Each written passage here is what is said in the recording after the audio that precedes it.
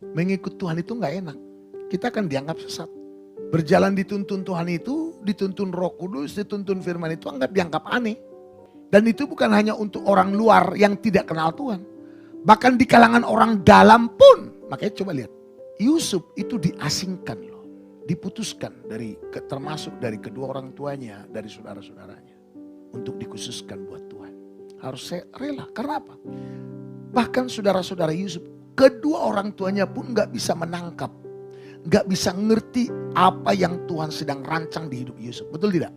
Makanya saudara, jangan pernah tinggal bersama dengan orang yang tidak memahami panggilanmu. Rusak kau nanti. Lihat saya semua.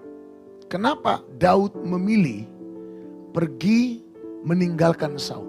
Karena justru Saul ingin menghentikan rancangan Tuhan di hidup Daud. Betul gak? Makanya dia ingin menancapkan Daud ke dinding dengan tombaknya.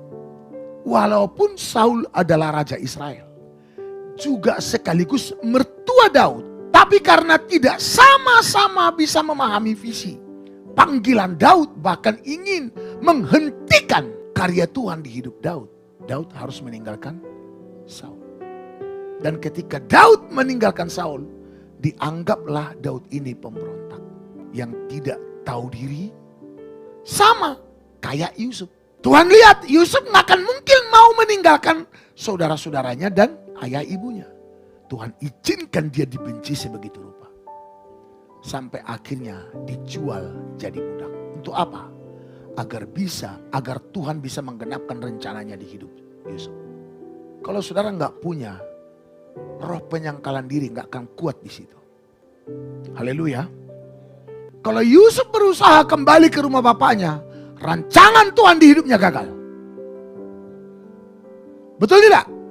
Kalau Daud berusaha kembali kepada Saul, rancangan Tuhan di hidupnya gagal.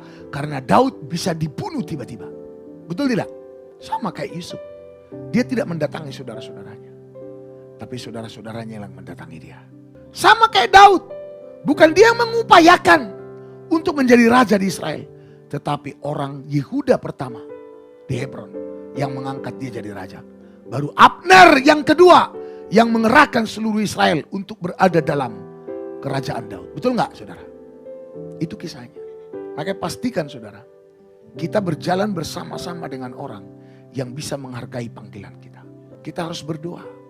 Orang-orang yang tidak menghargai panggilan kita, Tuhan jauhkan dari hidup kita. Dan kalau nggak Tuhan jauhkan, mungkin kita yang harus menjauh. Dan jangan pernah sedih dalam hal itu. Memang sakit.